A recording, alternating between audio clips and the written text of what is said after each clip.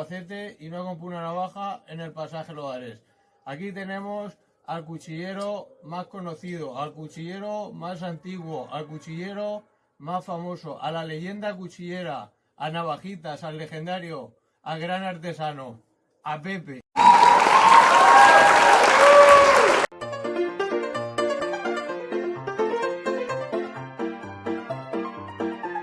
Bueno, pero lo mío es diferente. Yo me he pasado toda la vida ahorrando para la vejez. Y ahora que soy viejo, quiero disfrutar un poco. Porque si palmo, es un suponer. ¿Qué pasa con mi dinero? Bueno.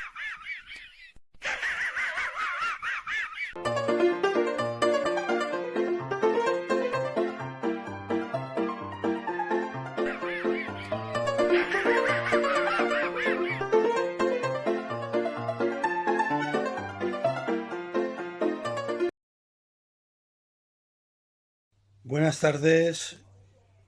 Hoy, 23 de febrero del 2026, estoy aquí un rato en casa de mi madre, pasando un rato con mi madre, y me ha llegado un vídeo de TikTok. Me ha entrado un vídeo de TikTok de Cuchillería El Artesano. Estoy aquí en el despacho de mi padre, un sitio muy entrañable para mí, un rincón muy entrañable para mí, en el que cuando vengo a casa de mi madre, pues estoy un ratito aquí sentado, meditando, pensando, viendo un poco las redes sociales, y de repente me ha entrado el siguiente vídeo de TikTok. Hola, hola, amigos de Cuchillo Artesano. Qué sorpresa nos trae el jefe, qué sorpresa, yo no la he visto. A ver qué nos dice la estrella cuchillera que nos trae hoy. Desde luego es una sorpresa. Es sorpresa porque no lo voy a enseñar. Bueno. Es de la casa Joker, de mi amigo Honker, vamos, como le queramos llamar. Pero que es un cuchillo que es una maravilla. El precio, 38,50, de madera de nogal, 10 centímetros de hoja. Bueno, lo estoy viendo y me está pareciendo una maravilla, con separadores en azul. Y entonces la sorpresa os voy a enseñar lo que los cobro siempre, la funda. Pero el cuchillo, llamadme y vais a ver qué cuchillo y qué precio y vais a quedar sorprendidos. Madre mía, qué sorpresa, ¿qué será? Bueno, y tras ver este vídeo he reflexionado un poco, he pensado un poco y digo, me acuerdo de aquello que me enseñó mi padre. Una frase que me enseñó mi padre que era, no es lo mismo predicar que dar trigo. Y he hecho una autorreflexión porque sabéis que siempre en el canal os aconsejo que realicéis compras o que cuando tengáis que comprar cuchillos, pues que miréis, que bicheéis los catálogos de la página El Artesano. Siempre os he hablado muy bien de Pepe, de Iván, ahora de su hijo José. Y estos últimos días atrás estuve una tarde con ellos, incluso hice un vídeo, está colgado en mi canal, un vídeo además que ha sido un éxito de visualizaciones, y me ha vuelto a venir a la cabeza la reflexión, la frase aquella que me hacía mi padre de no es lo mismo predicar que dar trigo. Y también me he acordado de una vieja frase de mi abuelo que se me quedó desde muy pequeño grabada, que era: la confianza se conquista, no se mendiga. O al revés, la confianza no se mendiga, la confianza se conquista. Entonces, pues, señores, después de ver este TikTok, he tomado una decisión. ¿Se puede comprar un cuchillo por plena confianza a unas personas sin ni siquiera ver el cuchillo? Pues, como es verdad que no es lo mismo predicar que dar trigo, voy a romper una lanza hoy, día 23 de febrero, aquí, en casa de mis padres, que acabo de ver el TikTok. Voy a romper una lanza a favor de Cuchillería El Artesano y voy a pedir el cuchillo sin saber qué cuchillo es. Algunos me diréis, un dicho también muy manchego, nos ha jodido Mayo con las flores, ¿no? O sea, por el precio que tiene el cuchillo, poco te arriesgas, poco te juegas. Bueno, yo creo que lo importante en esta situación ya no es el precio del cuchillo, sino la confianza de, igual que hay mucha gente, yo no he sido nunca mi caso, pero igual que hay mucha gente que hace cita a ciegas, ¿no? Voy a comprar el cuchillo a ciegas. y cuando me llegue, que si voy a hacer la compra ahora, probablemente me llegará pasado mañana. Si lo hubiera hecho a lo largo del día de hoy, me hubiera llegado mañana, seguro, pero como la voy a hacer ahora, me llegará pasado mañana. Voy a hacer el vídeo de esta semana sobre ese cuchillo. Venga, vamos allá. No es lo mismo predicar que dar trigo.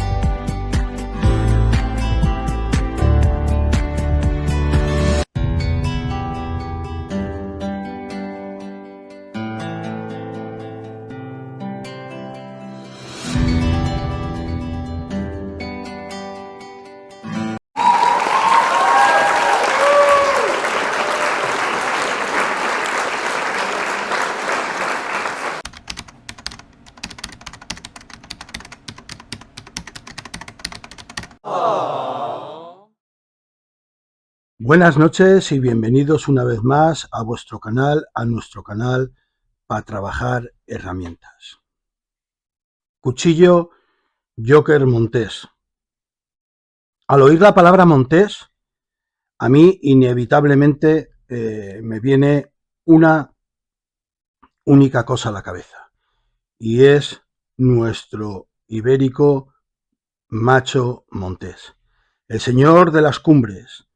Dentro de la fauna ibérica, quizás el animal montés, de ahí su nombre Macho Montés, el animal montés más admirado junto con el oso y el lobo ibérico. El macho montés que además estuvo en serio riesgo de desaparición de muchas de las sierras de España, y que gracias a determinadas medidas de protección, de proteccionismo, que tomaron esos lugares, a veces de unas maneras muy insospechadas o poco figuradas por la gente, gracias a que de alguna manera se tomaron medidas de protección en determinados lugares de nuestra geografía pudo sobrevivir y es más, sus poblaciones se desarrollaron de una manera impresionante. La historia que voy a contar hoy es una historia poco sabida. Es una historia muy poco conocida y la conocí de primera mano de los personajes que la vivieron en primera persona. Me vais a perdonar y aunque muchos os figuréis de dónde estoy hablando, que efectivamente es de la Sierra de Segura, voy a intentar no dar demasiados datos porque esta historia que os voy a contar en unos años aparecerá en una obra literaria que estoy preparando ya desde hace mucho tiempo, desde hace muchos años. Digo una obra literaria porque no me atrevo a tener la presunción, no me atrevo a tener, la pretensión, y por qué no, la presunción de llamarle libro. Lo llamo un tratado literario o una obra literaria que ya llevo bastantes años preparando y que espero que algún día vea la luz. Como decía mi buen amigo investigador, geólogo de la Universidad de Granada, como decía mi buen amigo Antonio Castillo, un libro tarda en terminarse lo que decida el autor del mismo, ¿no? O sea, hasta que la persona que lo está escribiendo o lo está realizando diga basta, hasta aquí ha llegado, ¿no? Y en parte esto ya lo hablábamos Antonio Castillo y yo hace muchos años cuando colaboré con él asiduamente en la medida de mis posibilidades en el gran libro La Sierra del Agua, con el cual colaboré en 4 de los capítulos de ese libro. Tenía razón totalmente Antonio Castillo, porque han pasado los años y aún no he dado carpetazo, aún no he dado por cerrado el trabajo que estoy haciendo por muchas circunstancias que no vienen al caso. Cuando se planteó intentar vedar las sierras de Cazorla y de Segura, fueron muchos los problemas, fueron muchas las circunstancias con las que se encontraron para conseguir un cierto éxito en la labor que se habían propuesto. Había un ingeniero muy conocido, de la Cerda, muy conocido, que era el que ya una vez bien creada la guardería forestal de caza, el que estuvo durante mucho tiempo bregando con los guardas de esa guardería especial, de esa guardería que surgió al margen de la guardería, pudiéramos decirlo de alguna manera, de la guardería ordinaria de Montes. La historia la he contado en muchos vídeos, pero sobre todo la historia, si alguien tiene verdadero interés en saber bien la historia, tiene que leer al cordobés Juan Luis González Ripoll y más humildemente podéis adquirir La Sierra del Agua, el libro de la Universidad de Granada, el libro dirigido por don Antonio Castillo que os acabo de mencionar y de David Oya, en el que muy modestamente, en uno de los capítulos de ese libro, cuento yo los orígenes de esa guardería. La verdad sea dicha, es que no es esa parte de lo que voy a contar hoy, no es ningún secreto, no es nada que no se conozca. Es, como se suele decir, una historia narrada y contada a voces. El Patrimonio Forestal del Estado, posteriormente el ICONA, llegaron a la conclusión de que si querían vedar la sierra, el actual parque natural, tenían que acabar con el furtivismo. Furtivismo no con el concepto, otra vez reiteramos, no con el concepto de hoy en día, sino furtivismo con el concepto de furtivismo de la posguerra, en la cual los cazadores furtivos, entre comillas, lo único que pretendían claramente era llevar comida y sustento a sus casas. Muy diferente a la actividad execrable, delictiva y lucrativa que mueve a los furtivos de hoy en día. Digo esto porque siempre me empeño en aclarar que no es para nada el mismo concepto de furtivismo el de los años de la posguerra al de la actualidad, al de hoy en día. Decidieron que había que poner a la zorra a cuidar de las gallinas, y así lo hicieron. Agarraron, yo creo que está muy bien expresado así, agarraron al mítico Justo Cuadros Vilar y le dijeron: Justo, usted tiene que decidir. Le vamos a tomar medidas para el uniforme. Esto muchos parroquianos habituales ya me lo habéis oído contar más de una vez. Le vamos a tomar medidas para el uniforme.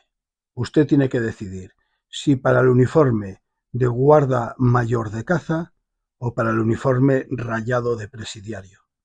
Pero esto, los días montunos de furtivismo se les han terminado ya, y ustedes tienen que elegir cómo quieren que acabe esto.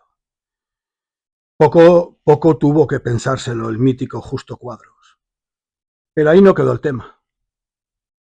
Le dijeron: y ahora va a seleccionar ustedes a todos los compañeros de correrías, a los más aguerridos, a los que más conocen la sierra, sus vericuetos, sus senderos, a su grey, a sus compañeros de andanzas montunas, y los va a traer aquí exactamente igual que ha venido usted, a que les tomemos a todos las medidas para el uniforme de guarda.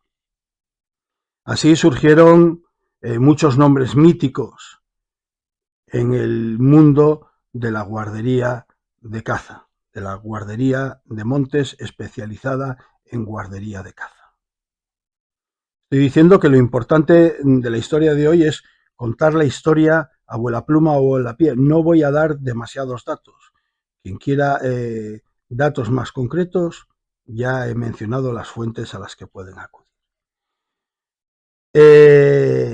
Nombres míticos de personas de la Sierra de Cazorla y de Segura que se convirtieron en los protectores, en los defensores, en los custodios de las sierras de Cazorla, Segura y Las Villas y de su fauna.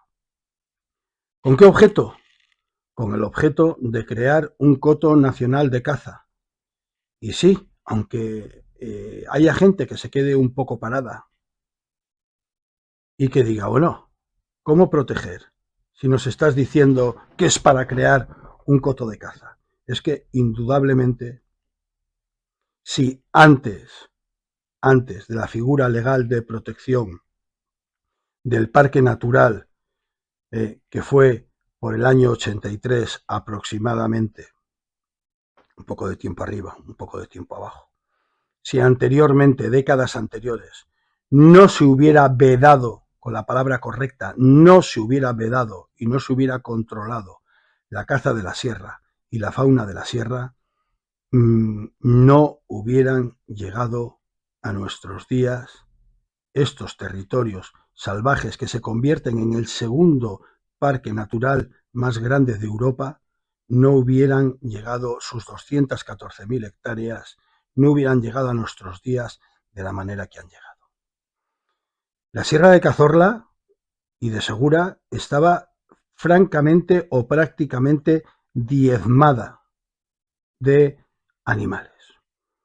Quedaba una exigua cabaña, una exigua población, muy exigua, muy reducida, de corzos, sobre todo muy exigua y muy reducida porque competían directamente con las huertas de subsistencia de los serranos, y una exigua un poco más grande que la de los corzos, pero a la vez una exigua cabaña de machos monteses.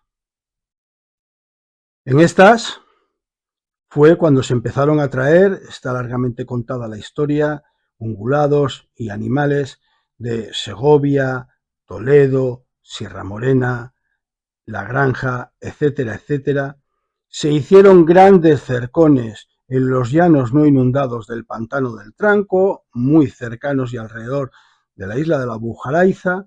Se introdujeron allí a los animales, esperaron a su climatización y cuando los animales ya se habían acostumbrado, ya se habían climatizado, ya se habían adaptado a la climatología de estas sierras, se abrieron los cercones y se les dio suelta, se les dio, como se dice en el argot, se les dio careo al monte y así empezó la repoblación de unas sierras que estaban totalmente diezmadas. Por supuesto que esto se hizo con presupuestos y para dedicar la sierra a la práctica cinegética de manera internacional.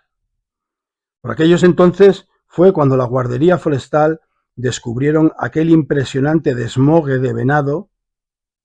El desmogue, reitero, son los cuernos del venado que todos los años los pierde, todos los años se le caen y le vuelven a salir. Pues fue cuando la guardería en aquellas zonas descubrieron los impresionantes desmogues de venado que por la trayectoria que tenía y los cálculos que ellos echaron de cómo serían incluso al año siguiente, les quedaba la total seguridad de que aquel venado podía ser el venado récord de España. Inmediatamente llamaron los desmogues a De la Cerda y le explicaron la situación como estaba y que al año siguiente ese venado iba a ser aún más grande y más poderoso. Fueron las cartas que jugaron para que aquella reserva de caza consiguiera la categoría, el elemento proteccionista de coto nacional de caza. Pero antes de que al Parque Natural de Cazorla, Segura y Las Villas actual, que convive con esta otra medida proteccionista, hoy no es coto nacional de caza, hoy en día es coto andaluz de caza, porque os recuerdo que medio ambiente ha sido transferido a las comunidades autónomas. Bueno, pues antes de que se tomara la decisión, de que se convenciera a quien se tenía que convencer de que estas sierras tenían que protegerse bajo la figura de coto nacional de caza, hubo muchos pasos que dar y muchas cosas que hacer. Y pensaréis probablemente que, bueno, nos está hablando de venado, de un venado de gran porte, con el que se podía conseguir el récord nacional de venado y se podía defender las propiedades de estas tierras y de estas sierras, pero habíamos empezado hablando con los machos monteses. Correcto. Se estaba haciendo una breve introducción a la historia que vamos a contar el día de hoy. Ya se había reunido a toda esta grey hermandad de antiguos cazadores furtivos bajo el mando y la dirección del mítico Justo Cuadros Vilar, y ya estaban en funciones de guardería forestal especializada en caza y pesca, que no compartía ni funciones, ni parámetros, ni formas de trabajar con la guardería forestal ordinaria. Tenían que traer a unas personas de clase alta, a unas personas bien posicionadas en la sociedad de la época, y tenían la obligación de que cuando estas personas pasaran por la sierra se volvieran con el convencimiento de que estas tierras merecían ser catalogadas o ser protegidas o darles el carácter de coto nacional de caza, con todo lo que a continuación supondría para la sierra.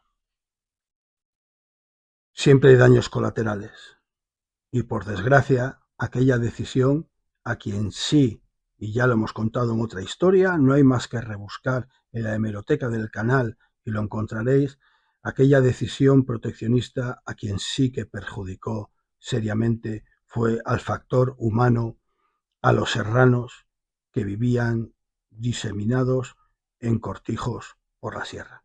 Pero eso es otra historia. Eso no es la historia de hoy y ya la hemos contado en otros vídeos. Pues bueno, en esas estaban cuando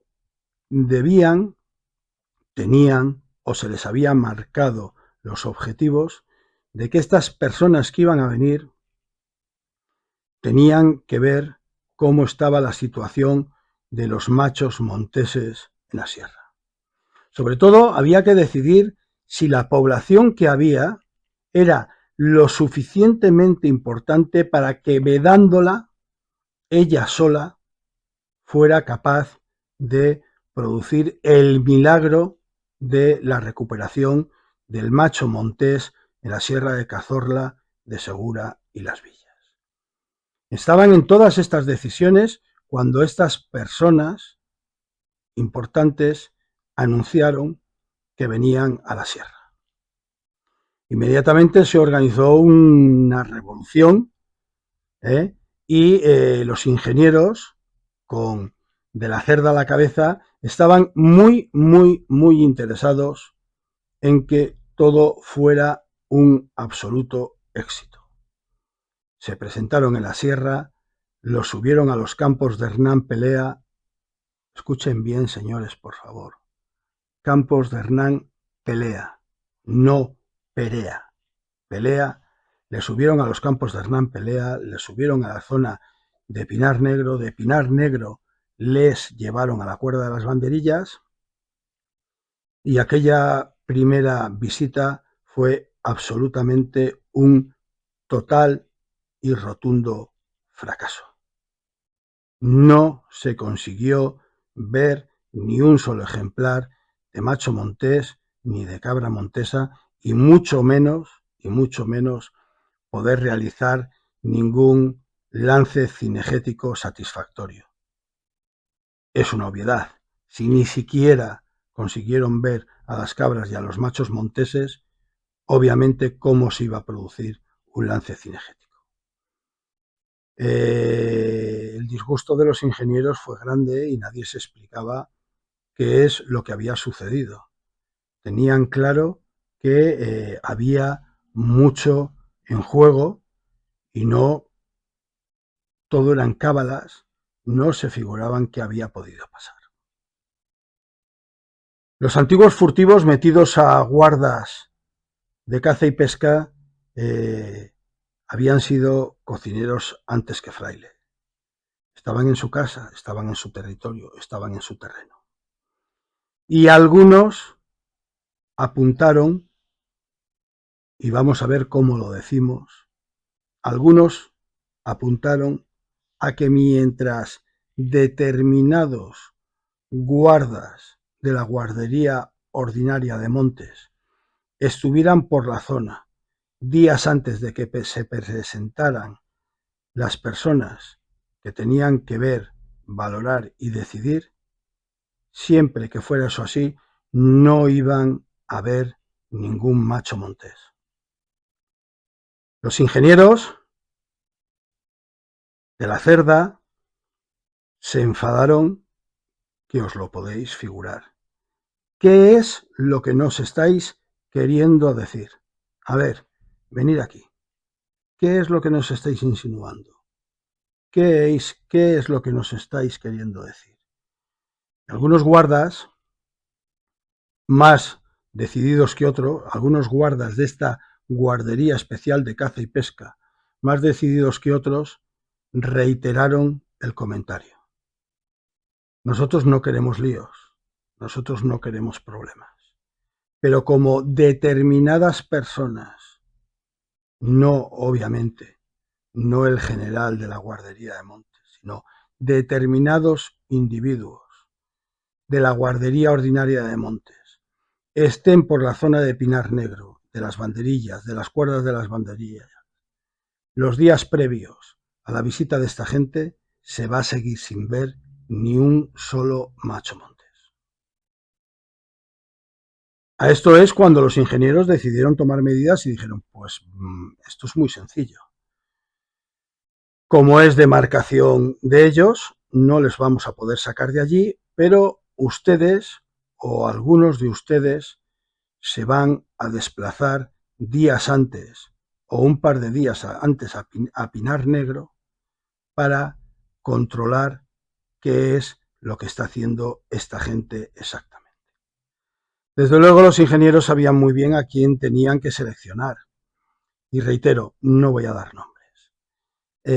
Uno de ellos es la persona que me contó esta historia en primera persona a mí y que además tengo la gran suerte de tenerla grabada primero en cinta no me va a salir ahora, en cinta de grabadora de cassette, y que con el tiempo, para que no se perdiera, he tenido la precaución de pasarla a archivo MP3. Entonces, uno de ellos es esta persona que me lo contó, y la historia que hoy os estoy transmitiendo tiene la veracidad de esta persona que me lo contó en primera persona.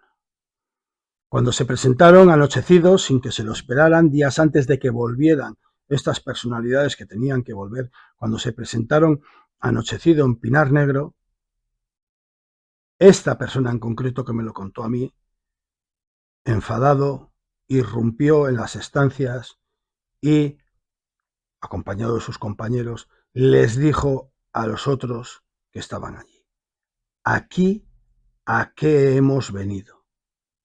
Se me quedó esa frase. Claro, la situación fue tensa y desagradable.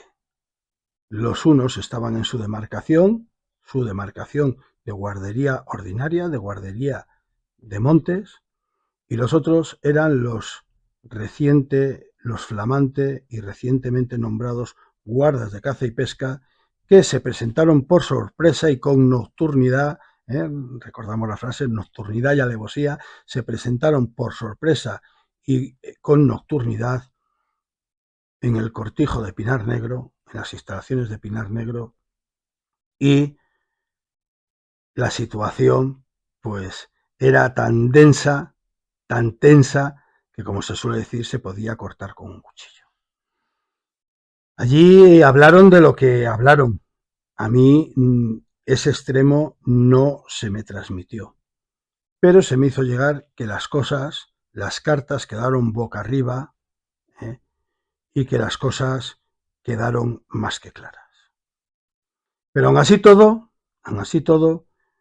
Justo Cuadros, puesto de acuerdo con sus hombres de confianza, con los hombres de su guardería de caza y pesca, se olían que, aunque se habían personado un día y medio, 2 días antes en Pinar Negro, la situación podía acabar igual de mal que la primera vez. O simplemente no se lo olían, pero ya no se las querían jugar, no querían dejar nada suelto al azar. Siempre tenemos que recordar al oír esta historia que ellos fueron cocineros antes que frailes, que tuvieron que desertar de la hermandad de furtivos para convertirse en guardas de caza, pero que, aunque eran guardas de caza, su mentalidad, su manera de pensar, su manera de ver las cosas, provenía de la vida montuna de furtivos de posguerra, y sabían muy bien lo que se hacía. Con los otros guardas que no habían subido a Pinar Negro, habían quedado para que desde abajo, unos por los cintos de las aguamula arriba, por los cintos de las banderillas y por las guitarras de las banderillas, y otros subiendo arriba al cinto de las higueras, hacia el tranco del Perro, hicieran un poco de ganchillo, hicieran un poco de presión hacia arriba, ¿vale?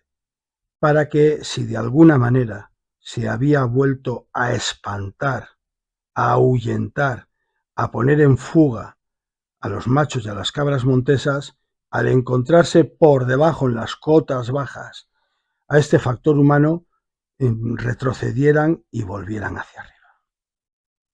Ese era el as de la manga que tenían esta nueva guardería forestal guardado para que esta vez las cosas no salieran mal.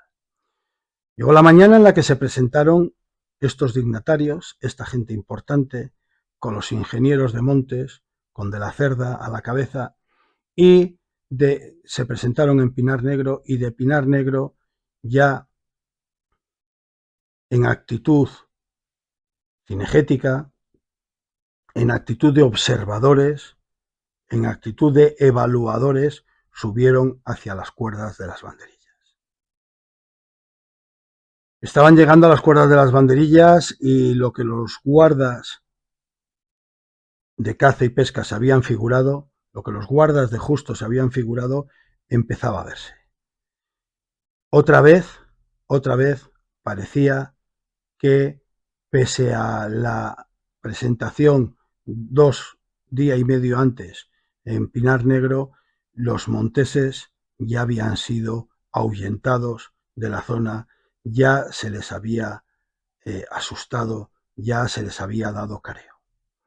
Pero estaban en la esperanza de que, como al resto de la guardería de caza y pesca que había quedado atrás iba a subir por las zonas que os he detallado, que los animales llegarían un momento que pasaría al revés, que igual que se les había asustado desde arriba, se iban a asustar desde abajo, iban a volver a tomar camino a sus querencias, a sus sitios habituales.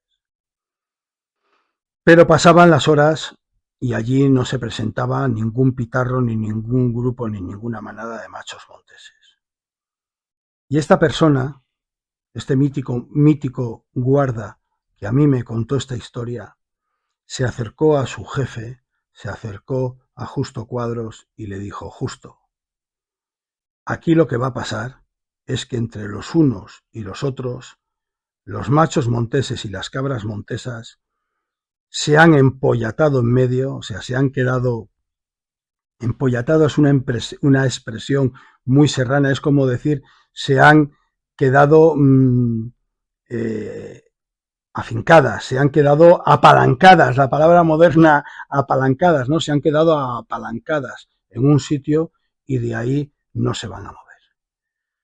Justo no terminaba de tener claro que esto fuera como se lo contaba el guarda, y junto con otro guarda, también veterano, antiguo cazador furtivo, que respaldó la opinión de este guarda que os digo, le dijeron a Justo: mira, Justo, que en estos rebaños hay cabras montesas viejas, cabras que saben mucho, cabras que hacen de vigilantes, que hacen de controladoras y van a retener a los machos y al resto de rebaños empollatados en medio por esos cintos, y no van a seguir bajando, pero tampoco se van a presentar aquí arriba.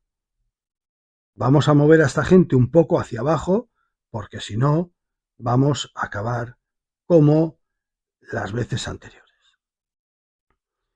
A todo esto, y antes de que se diera esta situación, habían advertido bien a sus compañeros de la guardería ordinaria que bajo ningún concepto querían tener el disgusto de ver esa mañana algún perro suelto por el monte haciendo lo que no tenían que hacer. Ya claro, ya advertidos tan seriamente, pues ya no se les ocurrió. En fin, que Justo Cuadros se armó de valor, le dijo al ingeniero jefe de la Cerda lo que había y que tenían que mover a la gente un poco hacia abajo, tenían que abrirse un poco hacia abajo si querían avistar por lo menos los machos monteses, y ya luego, si se podía hacer un lance cinegético, ya era otra cosa. De la Cerda asintió, habló con estas personalidades, los cuales estaban muy interesados en el tema, dijeron que sí, y efectivamente, por eso les habían hecho desertar de la vida de furtivos y los habían metido a guardas. Se cumplió, efectivamente se cumplió lo que ellos estaban diciendo. Iban avanzando por el monte, unos a la zaga, el resto de la guardería que había subido de caza y pesca por detrás, y de repente el guarda que a mí me contó esta historia se dio cuenta de que se había unido a ellos un guarda de la guardería ordinaria, uno que no habían visto en estas horas antes en Pinar Negro. Se lo llevó a un lado y le preguntó: ¿tú qué haces aquí? No, yo estoy, ni sabía que venían ustedes hoy aquí, a mí nadie me ha dicho nada, yo estoy ordinariamente dando una vuelta a ver de manera normal, ¿no? Bueno, pues tú te quedas aquí detrás con nosotros y no quiero que te muevas de nuestro lado. Claro, ya la situación estaba muy viciada y la situación ya era la que yo os he descrito. De repente seguían caminando por el monte cuando este guarda vio el primer rebaño de machos monteses. Pero claro, no podía hacer lo que se llama mucho visaje, no podía hacer muchos aspavientos, no podía moverse mucho y muy rápido para llamar la atención, porque también llamaría la atención de los rebaños de machos monteses que, como hemos explicado, suelen tener a cabras viejas, a hembras de macho montés viejas, resabiadas, listas, vencedoras o de muchas batallas ganadas, ¿vale? Las suelen tener de vigilantes de los rebaños, y en cuanto pegan un silbido ponen a todo el rebaño atento y a la huida. ¿Qué hizo? Pues agarró una piña cerrada que había en el suelo y se la intentó tirar a la espalda de Justo Cuadros para llamar su atención. No alcanzó a Justo Cuadros. Yo aquí siempre me ha quedado la duda de si realmente el guarda quería alcanzar a Justo Cuadros o eran otras sus pretensiones. No alcanzó a Justo Cuadros la piña, sino que alcanzó a uno de los personajes, de las personalidades muy conocidas en este país que se habían presentado aquella mañana allí. De tal manera que, como le dio en las manos, se ve que le hizo daño y se giró en redondo rápidamente a mirar atrás a ver qué estaba pasando. Al ver el aspaviento, el giro que hacía esta personalidad, se giró también Justo Cuadros, se giró de la Cerda, qué es lo que pasaba, y entonces enseguida el guarda, este amigo mío, les hizo un gesto, les señaló con los dedos, les dijo, y todos se percataron de la presencia del rebaño, un rebaño bastante numeroso de machos monteses. Entraron en juego los prismáticos rápidamente y vieron que habían varios machos monteses muy buenos, de muy buen porte, medallables incluso, y lo primero que procuraron fue pasarles rápidamente los prismáticos a las personalidades que ellos propiamente no llevaban, porque habían otros que sí que llevaban, para que por lo menos vieran el rebaño de machos monteses y vieran el porte, el gran porte que tenía. En esas estaban cuando estos avezados guardas, antiguos cazadores furtivos, vieron algo raro que inquietaba al rebaño de machos monteses. Fue cuando mi amigo se giró inmediatamente y sorprendió a este guarda de la guardería ordinaria que se había presentado sin previo aviso, lo sorprendió con un pañuelo de tela, los pañuelos que se utilizaban por entonces, no habían clines, obviamente, con un pañuelo de tela haciendo visajes con el pañuelo al aire. Obviamente quería espantar al rebaño de machos monteses. Al darse cuenta de que había sido descubierto y de que el guarda este que os estoy contando se giró inmediatamente a verlo, disimuló, bajó el pañuelo y hizo como si se estuviera secando el sudor de la cara y de la cabeza. Alguien se giró hacia él, lo agarró, se lo llevó a un lado, le dijo lo que tenía que decirle y se lo llevó de allí inmediatamente. El éxito de la mañana fue total y fue rotundo. Pese a los intentos de que aquello saliera mal, motivos, pues probablemente que, mirad, no voy a decir nada, que cada cual saque sus conclusiones, porque yo le pregunté a aquel guarda cuál era el motivo por el que querían que aquello fuera al traste y tenían sus mentalidades, tenían sus opiniones, tenían sus maneras de ver las cosas, sus protocolos de trabajo, sus turnos, sus horarios, etcétera, y parece ser que no a algunos, no a todos, aquí es muy importante no generalizar, a algunos de aquellos guardas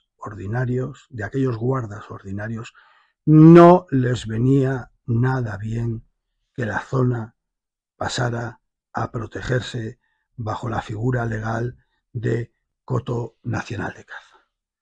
Entonces, la mejor manera, si no les venía bien por sus motivos, no voy a entrar en ello, de que eso sucediera, la mejor manera era dar al traste y que fuera un absoluto fracaso aquellas visitas que se estaban produciendo. Así fue como aquella mañana fue un total éxito. Todo el mundo pudo ver la categoría de los machos monteses que tenía la Sierra de Cazorla y Segura. Llegaron a la conclusión de que aquellos ejemplares tan impresionantes, tan sanos, tan bien armados de cuernas, si se vedaba la sierra, iban a ser capaces ellos, por sí mismo, de repoblar los rebaños de macho montés hasta los índices que fueran necesarios, y más o menos sobre ese tiempo se produjo el lance cinegético que consiguió para la Sierra de Cazorla y de Segura el venado récord de España que os estaba contando al principio. Fue la decisión, fue la situación necesaria, la situación propicia que llevó a que efectivamente se tomara la decisión de que se iban a proteger las sierras de Cazorla, Segura, como coto nacional de caza. Y a partir de ese momento, con esa medida reguladora, sí, con esa medida proteccionista, fue cuando empezó la historia de lo que hoy en día es el mayor parque natural de España y el segundo parque más grande de Europa. Decimos que hoy en día siguen conviviendo las dos figuras, coto andaluz de caza y parque natural de Cazorla, Segura y Las Villas. Los biólogos que dirigen el parque hoy en día hacen sus censos de las poblaciones y se programan las actividades cinegéticas en el parque. Pero la dinámica, más o menos, con nombres técnicos, es la que yo estoy diciendo. Los directores biólogos, los técnicos biólogos, los encargados biólogos, ya digo que a lo mejor no utilizo correctamente la terminología, hacen censos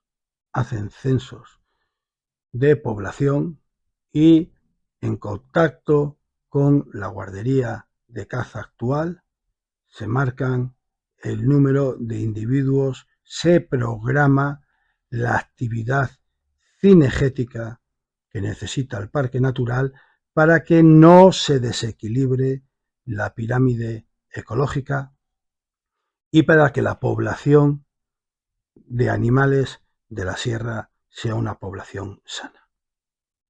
No voy a repetir lo que he contado ya en otros vídeos de la espantosa epidemia de sarna que atacó a los machos monteses años después por permitir que la población de machos monteses se desmadrara.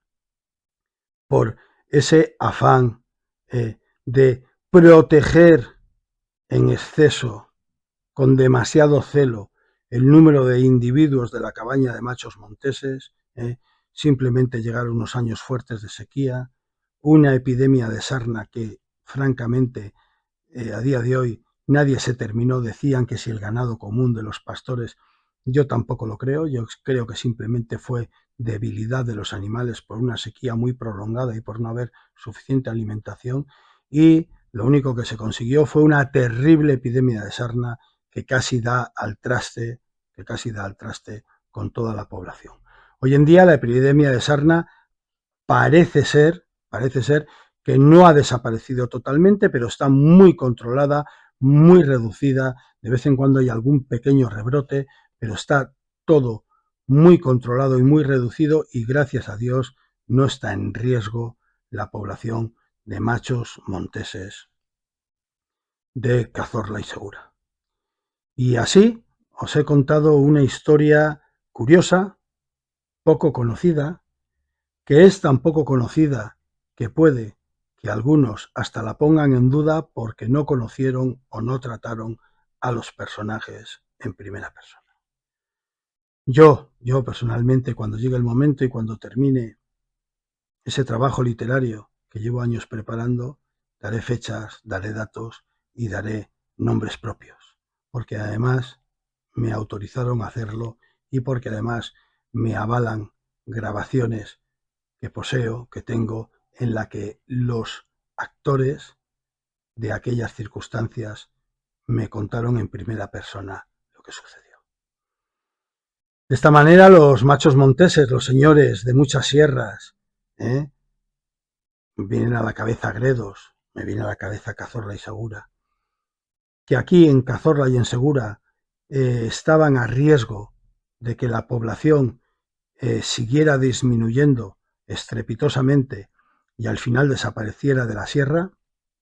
De esta manera que os he contado hoy, fue todo uno el que los antiguos guardas, los antiguos cazadores furtivos se convirtieran en guardas, que se protegiera la sierra, que se vedara la sierra, que se reintrodujeran animales, que se creara el Coto Nacional de Caza y luego en el año 83 el Parque Natural de Cazorla, Segura y Las Villas. Y así es como se puede disfrutar del montés, del macho montés.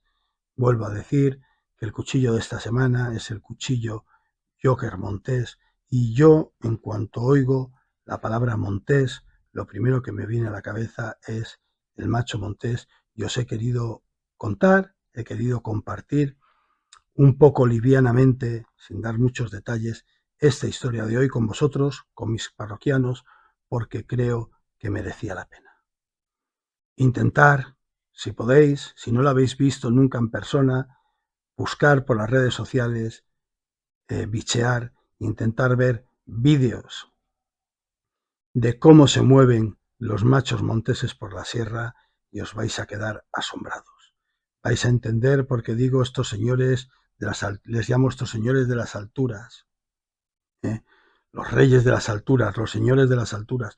Casi todos recordamos los vídeos de las peleas de machos monteses de Félix Rodríguez de la Fuente. Por cierto, grabados aquí, en Cazorla y Segura. Los vídeos de los machos monteses de Félix Rodríguez de la Fuente.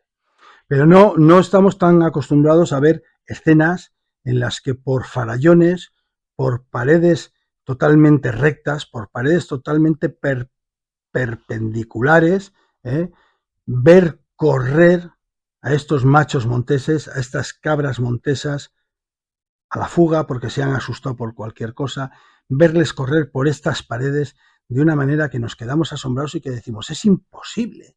Si la pared es plana, ¿cómo puede ir todo el rebaño de machos monteses corriendo por ese farallón, corriendo por esa pared que casi parece plana, con una asombrosa agilidad y sin despeñarse ni que les ocurra absolutamente nada? Intentar, os lo aconsejo, os lo recomiendo, intentar buscar vídeos en este sentido que os quedaréis muy asombrados. Son animales preciosos, son animales majestuosos. Y hay que decir que supervivientes, porque en este caso, en la sierra de Cazorla y de Segura, ya han sobrevivido 2 veces a lo que parecía su final dramático. Aquella primera vez en la posguerra, en la que quedaron tan reducidas por las circunstancias de los tiempos, y luego posteriormente, muchos años después, con la terrible epidemia de sarna. Hay que procurar que la gestión y el bienestar de estos animales siga siendo impecable para que no haya una tercera ocasión en la que se les ponga en riesgo. Porque ya conocemos todos el castizo refrán de este país. No hay 2 sin 3, pero es que es peor aún el de a la tercera va la vencida.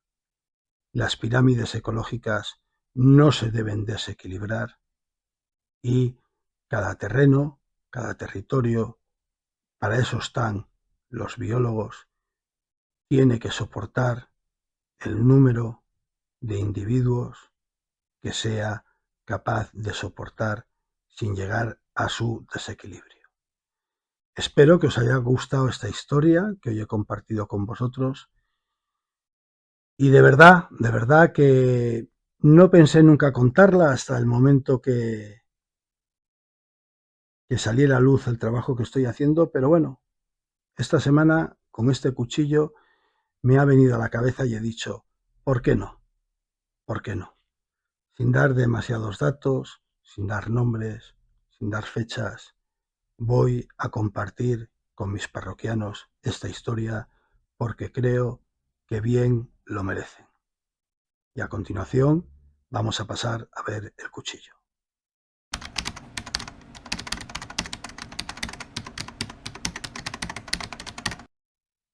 Bueno, y señoras, señores, los pintores.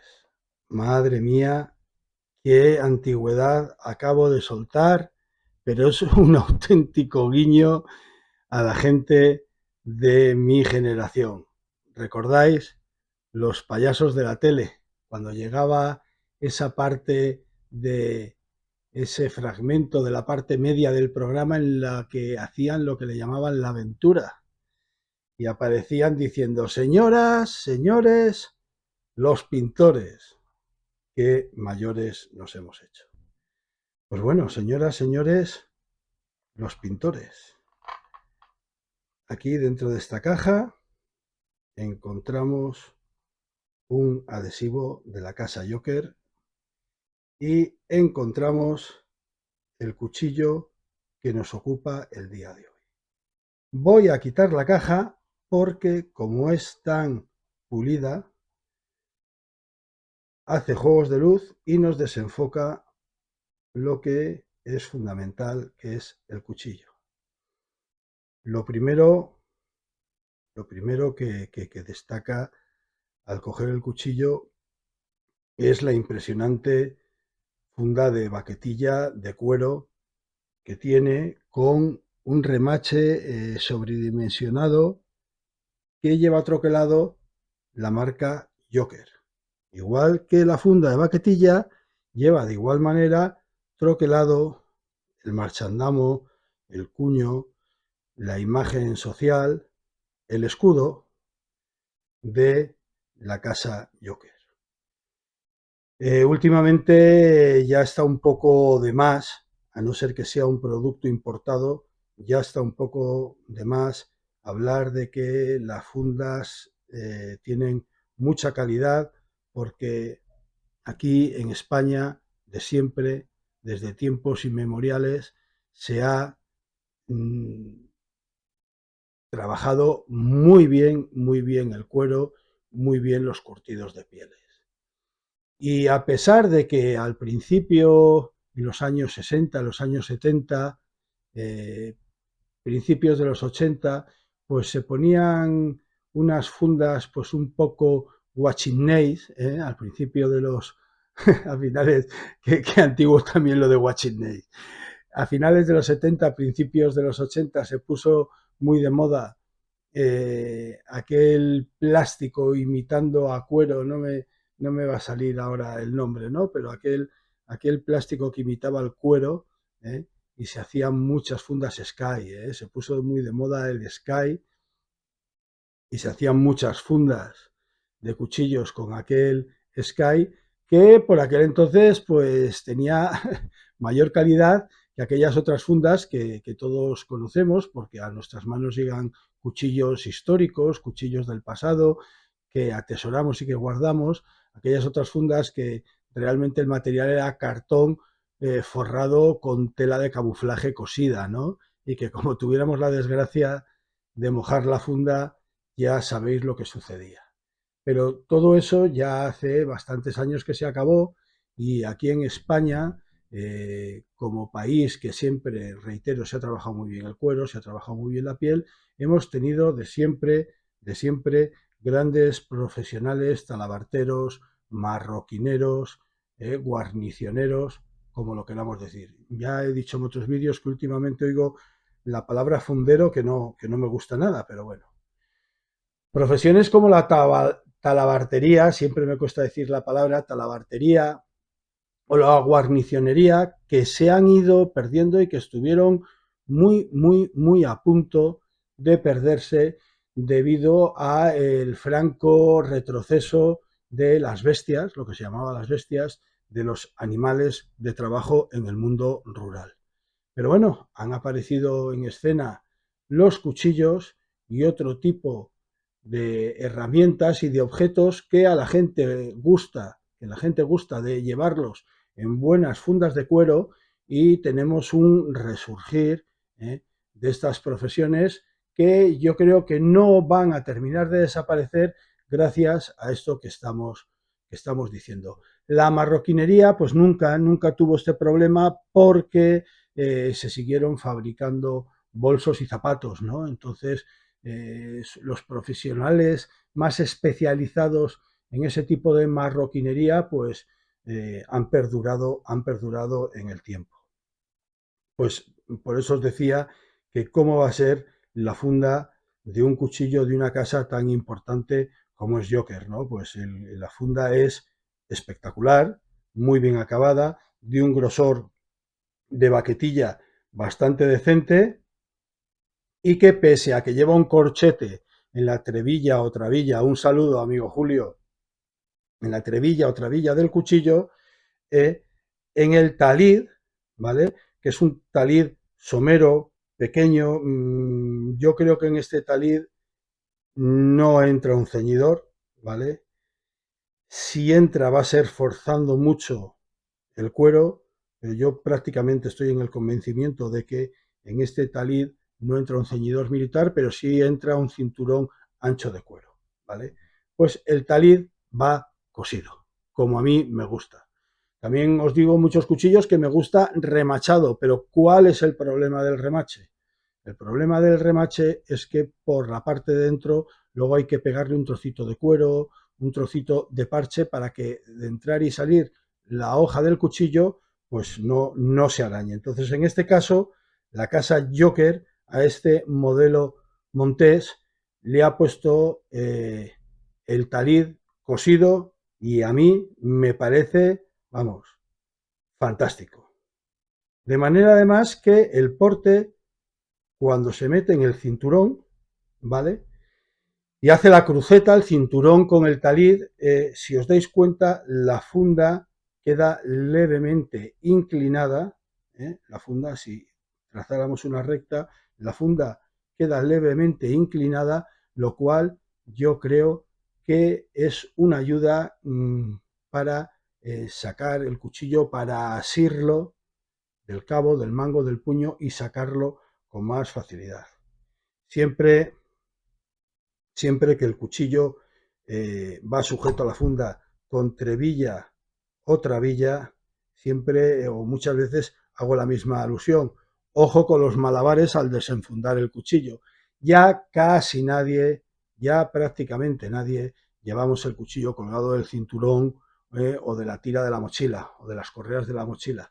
Pero por si fuera así, sabemos que con este sistema de trebilla o de trabilla, al sacar el cuchillo siempre tendemos a sujetarla porque si no el filo del propio cuchillo la puede cortar, la puede estropear. Entonces yo siempre digo ojo a los malabares, si lo tenemos en el cinturón, a lo que hacemos, no vaya a ser que metamos el dedini donde no debemos o no nos demos cuenta y nos cortemos, nos hagamos un curioso corte en algún dedo con el afán de desenfundar, desenvainar, ¿sí? ¿Por qué no? Desenvainar, con el afán de desenvainar el cuchillo, preservando o protegiendo la trebilla o trabilla. Vamos a sacar el cuchillo. En este caso no hay ningún problema porque, como estamos diciendo, no está colocado en el cinturón y pues terminamos de darle un último vistazo a la funda con una costilla bien generosa. En este caso no lleva agujero drenante o drenador. Lleva un pasador en la punta, ya sabemos para qué, la punta de la funda, en la punta inferior de la funda. Lleva un pasador tubular, hueco, pues obviamente para pasarle una driza, un cordino, un paracor, una guita, que diríamos en el argot serrano, y sujetar el cuchillo a la pierna o a cualquier otro elemento, la funda del cuchillo a la pierna o a cualquier otro elemento que nos fuera necesario para que no se mueva, no cimbree y no la llevemos molestando.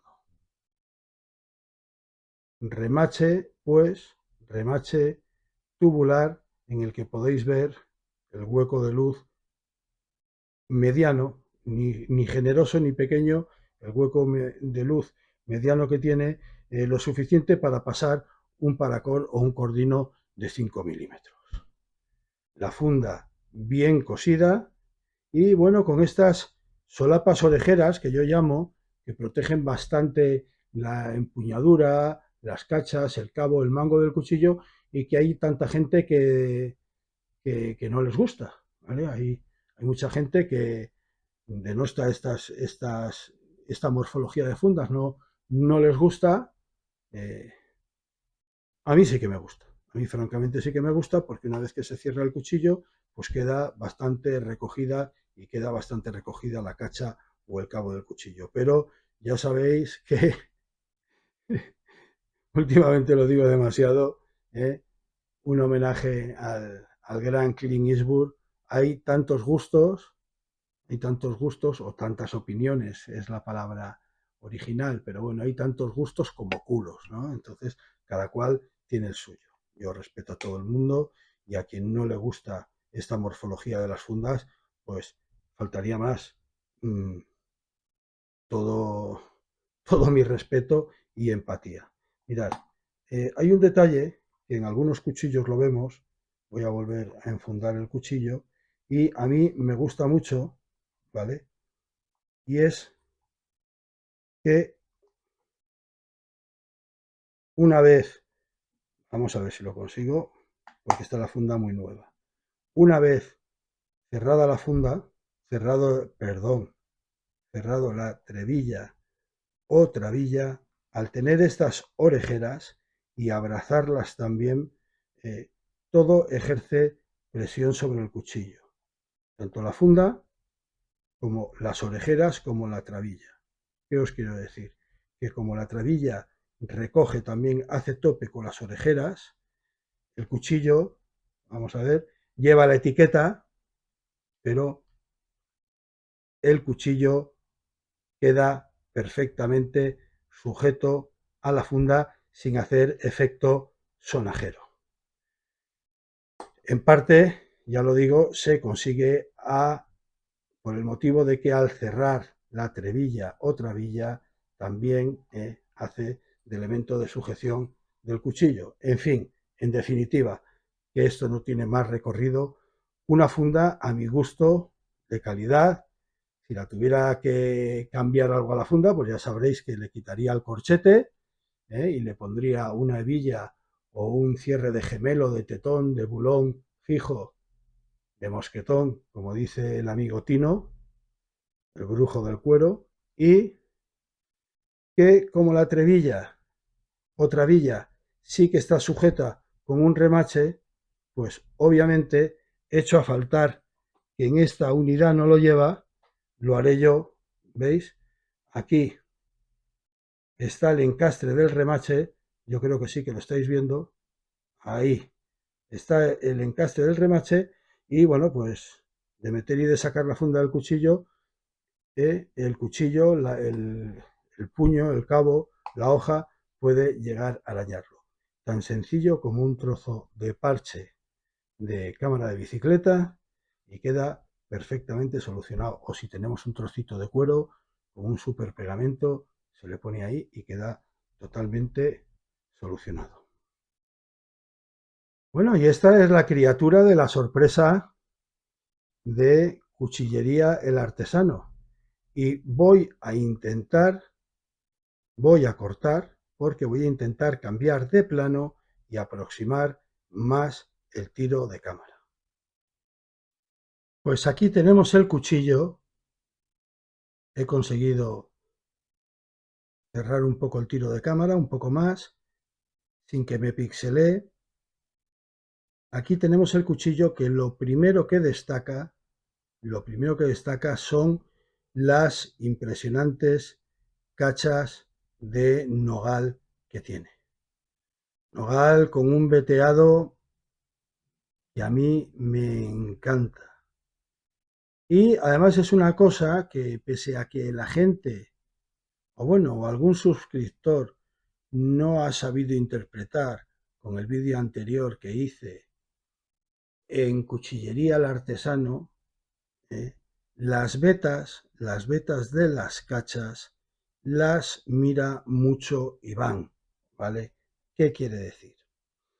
Que si en la medida de lo posible se lo permiten y si hay muchas unidades, pues Iván es de esas personas que mira mucho el veteado de las cachas, de los cuchillos cuando son de madera y cuando son madera que son proclives a tener veteados bonitos, pues hombre, como buen comercial, hace todo lo posible por elegir, por seleccionar los veteados más bonitos de las unidades que le pongan a su disposición. Cosa que es muy de agradecer porque a los que somos coleccionistas y a los que no también nos gusta más que un tonto los palotes, que las cachas sean bonitas y que tengan un veteado bonito. Liners, separadores, asentadores dobles. Yo los veo de un gris claro y que mi presbicia me gasta malas pasadas. Yo diría que son negros, pero he oído en el Sora Pepe que dice que son azules. Allá cuidados y doctores tiene la iglesia. A lo mejor son azules y mi presbicia, vuelvo a repetir, me gasta la mala pasada de con la luz en la que estoy enseñando el cuchillo no vea bien la tonalidad, pero de todas maneras azul oscuro o negro es muy bonito y es como si llevara un doble liner o un doble asentador, en color gris clarito, porque no es un blanco, es un gris piedra, un gris grafito, gris clarito, y un tono azul oscuro o negro. Estos separadores o asentadores le dan una gran belleza al cabo, al puño del cuchillo, como diría el maestro José Sabater. Unos remaches porque no son tornillos, al menos en la unidad que yo tengo, que a mí me ha llegado, no están fijos con tornillería Allen ni torno, no, son unos remaches.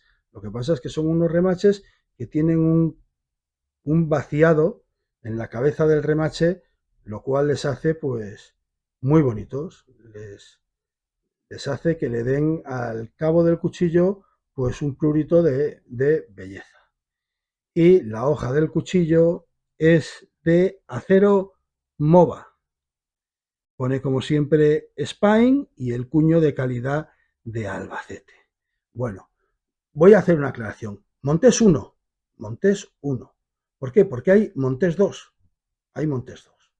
Obviamente el Montés 2 en el troquelado lo indica, pero es que además el Montés 2, no lleva cremallera y la punta del cuchillo es un poco más estilizada, más puntiaguda. Mirad, es un cuchillo de vaciado plano acero con un microfilo o microbisel, una muesca española, un contundente y amplio recazo. Ya lo siento para aquella gente a la que no le gusta el recazo, pero a mí me gusta, a mí sí que me gusta el recazo, y además cuando el recazo hace la solución o hace el papel, da la solución o hace el papel de la guarda. El cuchillo carece de guarda, por eso no tiene ni gavilán superior ni gavilán inferior. Hace poco me decía un argentino, hacéis los cuchillos sin guarda, no sé cómo no os accidentáis más, ¿no? Y le expliqué pues que una de las soluciones que se hacía mucho en la cuchillería española y que para mí es una solución muy bien traída o muy bien llevada, como lo queramos decir, y es que el recazo se prolongue inferiormente de manera de que haga las funciones de gavilán inferior. Con este trabajo ergonómico que tiene la empuñadura del cuchillo y las cachas del cuchillo, una vez que sujetamos el cuchillo, vuelvo a decir, últimamente estoy teniendo mucha suerte. Mirar que yo tengo la manopla, tengo la mano grandecita, y mirar cómo aún me sobra un dedo prácticamente de la parte final del cabo o del mango del cuchillo, que hace un pequeño repunta un poquito. No es una cola de pez, ¿vale? Pero sí repunta un poquito el cabo del cuchillo al final, lo cual da más seguridad al empuñarlo. Y como estábamos diciendo, el recazo del cuchillo hace las funciones de gavilán bajo. El dedo va a la cremallera y, tal y como me gusta enseñaros muchas veces, el cuchillo se empuña, tiene un agarre muy, muy, muy bueno. La cremallera, de las cremalleras fuertecitas, la cremallera es en recto, es en plano, no es ascendente, pero que es de las fuertecitas, es de las que si aprietas el dedo con ganas, probablemente te dejarás marcado el dedo. En fin, una empuñadura, me gusta mucho la empuñadura que tiene el cuchillo, y además es un cuchillo que lleva mano, tiene un poco de trabajo en forma de guitarra las cachas, junto con el grosor del acero y junto con el doble liners o separadores, ¿vale? O asentadores, pues hace que es un cabo de cuchillo, un mango de cuchillo que llena mucho la mano. El dedo se va, a ver, el dedo, por lo menos con mi talla de mano, que repito, que es grandecita, si os dais cuenta, en el momento que empuño de manera automática, el dedo se va a la cremallera, del cuchillo, el índice queda perfectamente sujeto con el recazo del cuchillo que morfológicamente hace las veces de gavilán inferior, y el cuchillo, pues el cuchillo tiene un buen agarre. Ya hemos dicho que es acero MOVA, vaciado plano, microfilo microbisel y con una muesca española. Drop point, claramente, de libro, de cartilla, drop point. Y vamos a hablar un poco de la punta del cuchillo. Aquí puede que haya un poco de controversia, ¿vale? Porque ¿cuál es mi opinión? Mi opinión, viendo este cuchillo,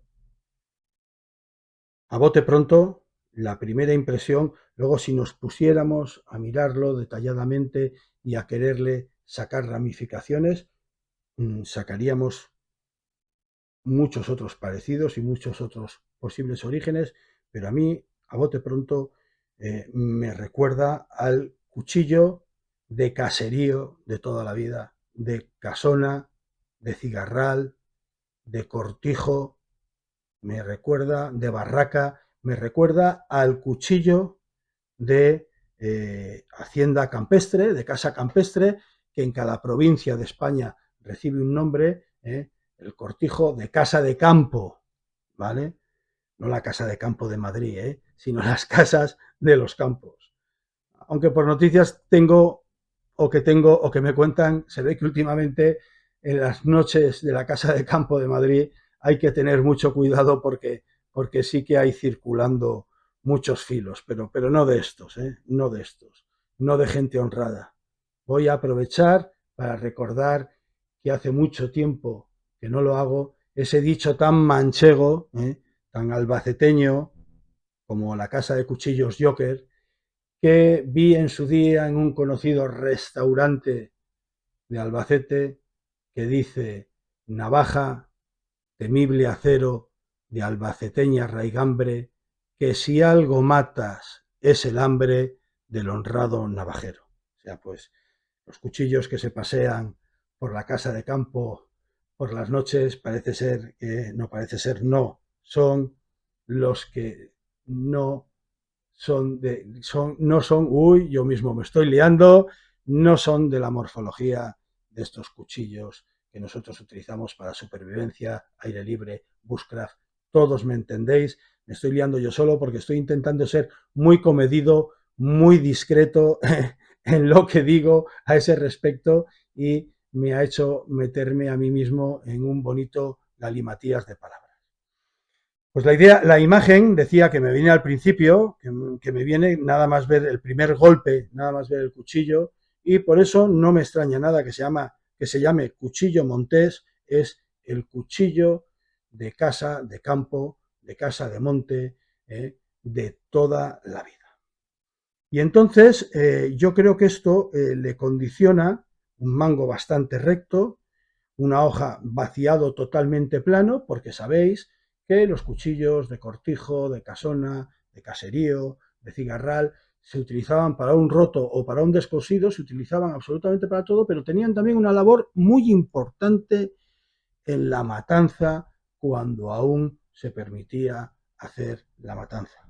Esa matanza que fue decimonónicamente base de la alimentación familiar, de aquella alimentación de subsistencia durante todo el año. La basura, entendamos bien lo que queremos decir por basura, los restos alimenticios de todo tipo se le echaban al cerdo, se engordaba durante todo el año al cerdo, y cuando llegaba San Antón se hacía la matanza, y se curaban los embutidos que se realizaban, y toda la familia y los amigos, los vecinos, los que se juntaban a la matanza, porque era una auténtica fiesta de raigambre popular, una parte muy importante de la etnografía de nuestra sierra que se ha perdido inadmisiblemente, para mi opinión, inadmisiblemente se ha perdido, ¿vale?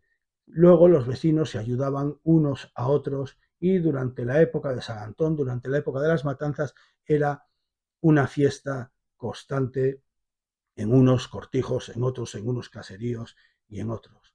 Luego se colgarían arriba en grandes guardillas abiertas para que se oreara, la palabra orear, en grandes cambras se colocaban las varas de madera de las cuales penderían, se colgarían esos embutidos para que curaran, y en otros sitios de España esas mismas varas se colgaban, sí, en los salones de la chimenea, en el salón del cortijo, donde estaba la chimenea, donde estaba el hogar, donde estaba el fuego, se colgaban las varas arriba del techo en horizontal, y de esas varas pendían, colgaban los embutidos que luego se tomarían durante todo el año, tanto encurtido como metidos en orzas de barro con aceite.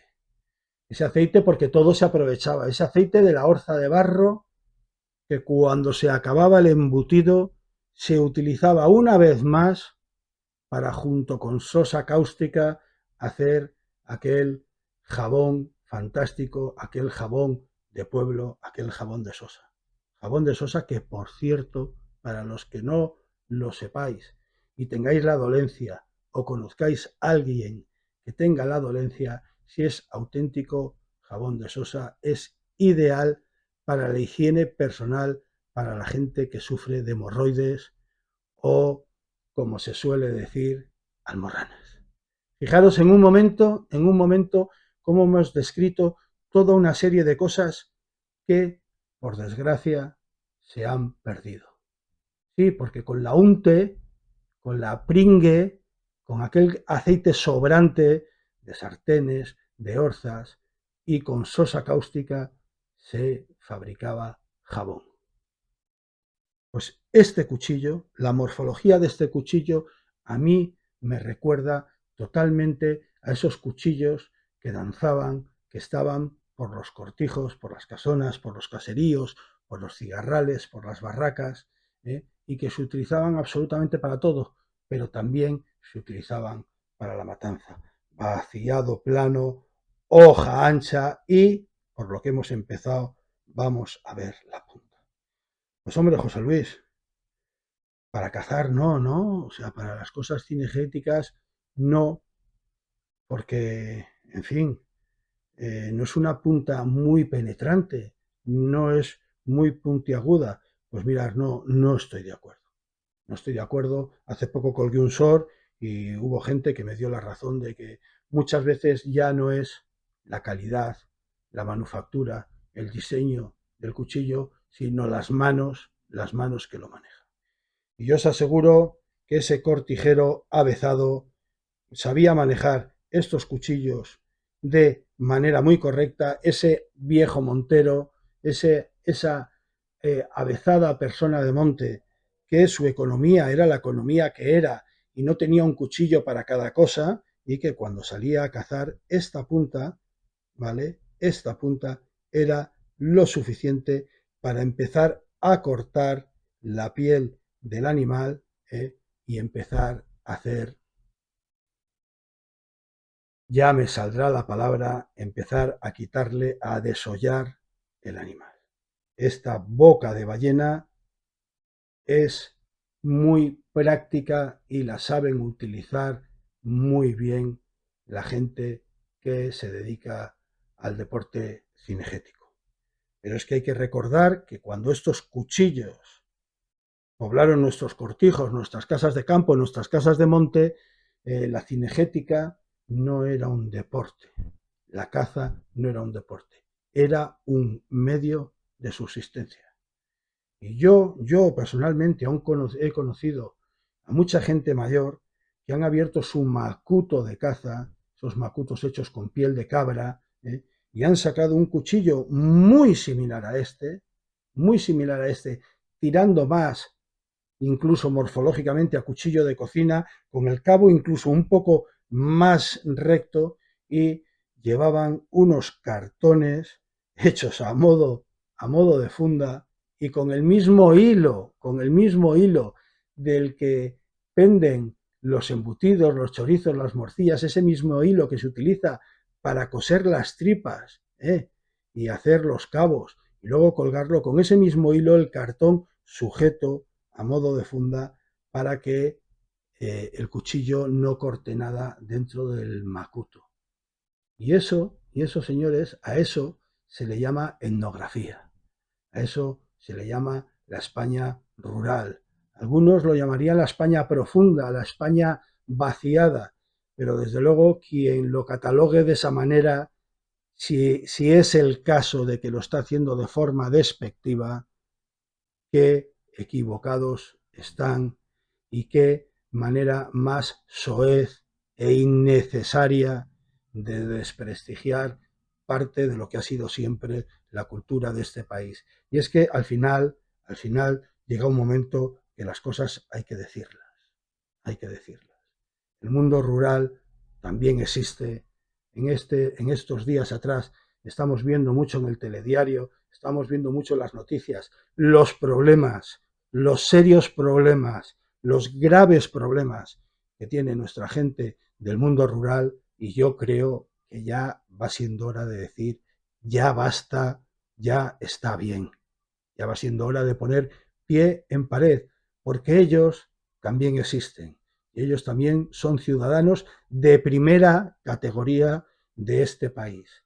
Y en muchos sentidos, de una manera, como he dicho antes, por ejemplo, refiriéndome a la matanza, de una manera muy incomprensible, se les ha ido recortando ya no sus libertades, no, es que incluso yo opino que es más penoso, sino su etnografía, su historia, su manera de hacer las cosas, sus tradiciones.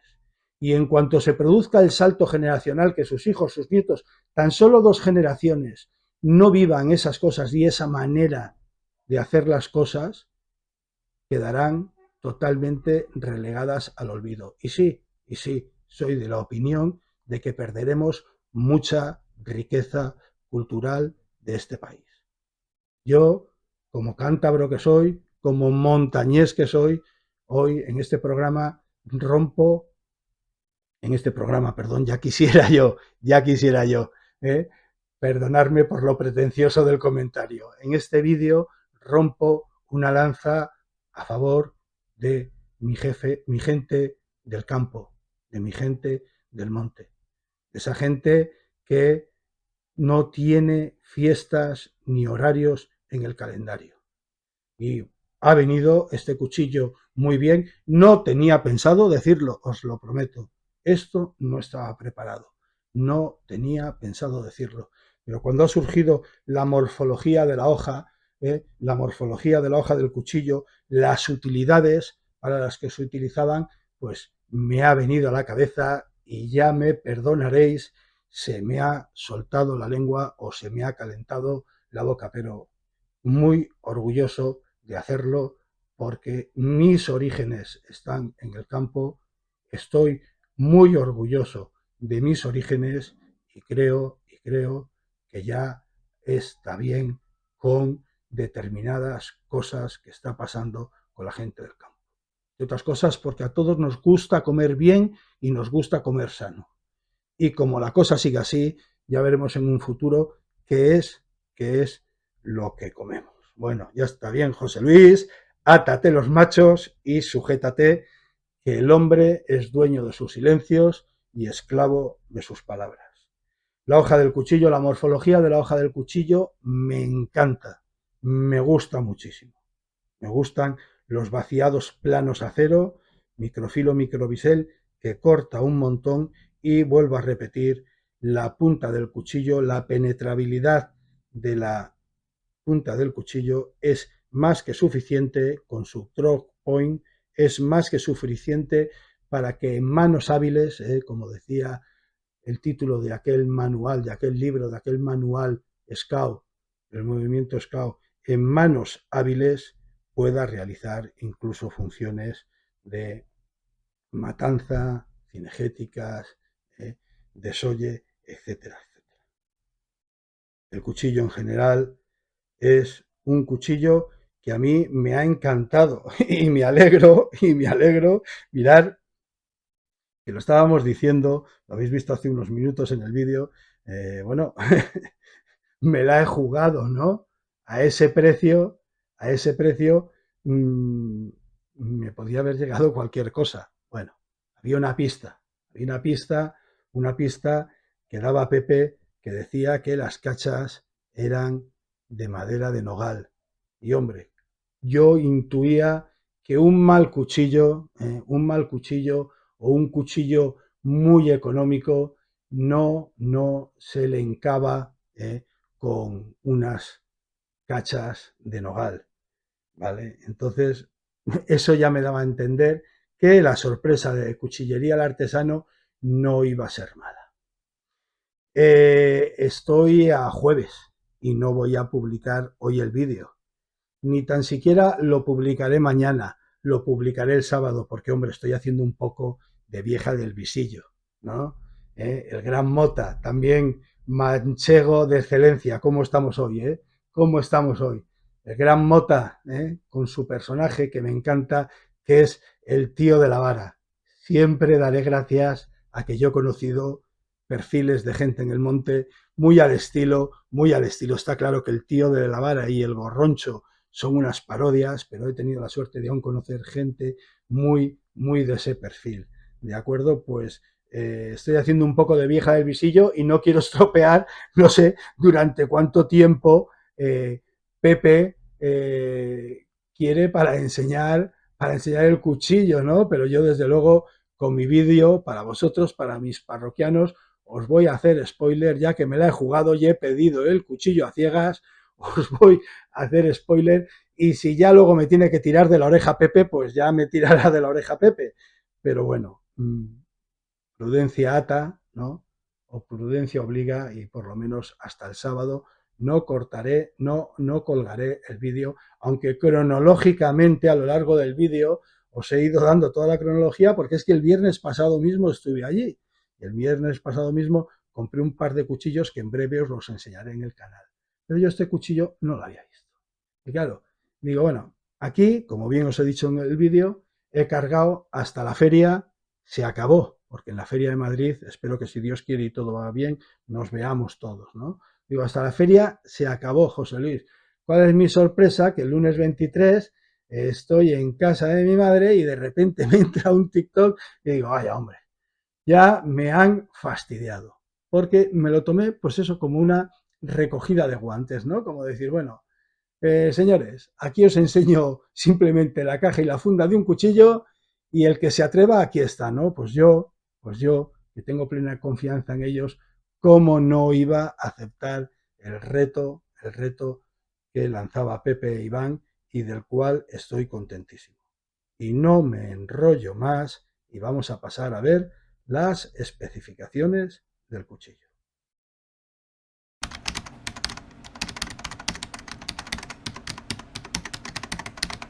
Y vamos a ver cuánto pesa el cuchillo sin funda. Y el cuchillo sin funda pesa 181 gramos. Como siempre decimos, prevalecen los pesos y medidas que dé el fabricante, en este caso Joker, porque los elementos de medición que tenemos nosotros pues son discretitos. ¿Y cuánto pesa el cuchillo con la funda? Y el cuchillo con la funda se pone en unos escuetos 253 gramos. Como podéis ver, ahora veremos las medidas. Un cuchillo más que contenido, más que escueto, para poderlo llevar perfectamente en un macuto sin que su peso o su volumen suponga una rémora para nosotros. ¿Y cuánto mide el conjunto? Vamos a ver esta semana el conjunto, porque, insisto, es un cuchillo muy mochilero, muy bolsillero a mi entender, bolsillo obviamente de camal, de pernera de pantalón, no bolsillo de la parte de arriba, ¿vale? De las manos, por decirlo de alguna manera. El conjunto del cuchillo y la funda miden, vamos a ver, 24 centímetros, el cuchillo enfundado. Entonces, pues, hay de muchos bolsillos de mochilas y de macutos en los que este cuchillo cabe perfectamente. Y con el Supermetro Bushcraft vamos a ver las medidas generales del cuchillo. Y el cuchillo en su totalidad mide aproximadamente 21 centímetros. 21, a ver, correcto, 21 centímetros si nos vamos a la punta de arriba, porque la cacha, el pomo de las cachas baja en diagonal. Si nos vamos a la parte de arriba del todo, pues nos vamos a los 21 centímetros con 3, 21 centímetros con 4. ¿Cuánto tiene de hoja el cuchillo? Pues de hoja, llevándolo al vértice de las cachas, porque también están trabajadas, ¿vale? Llevado al vértice de las cachas tiene 10 centímetros de hoja, de los cuales de filo útil tiene 9 centímetros de filo útil el cuchillo. Vamos a seguir haciéndolas, bueno, perdonad, vamos a ver, la empuñadura en sí, volvemos otra vez al vértice, como hemos dicho, de las cachas, y 11 centímetros de empuñadura de cabo de puño del cuchillo.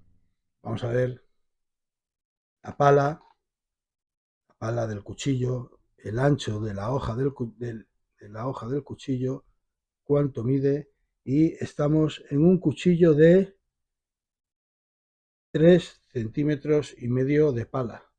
Incluso, a ver, 3 centímetros y medio de ancho de pala. Y vamos a ver, para ese parroquiano asiduo que tengo, cuánto mide el contorno, el perímetro del cabo del cuchillo, y está en 8 centímetros, a ver que me estoy haciendo sombra, 8 centímetros y medio.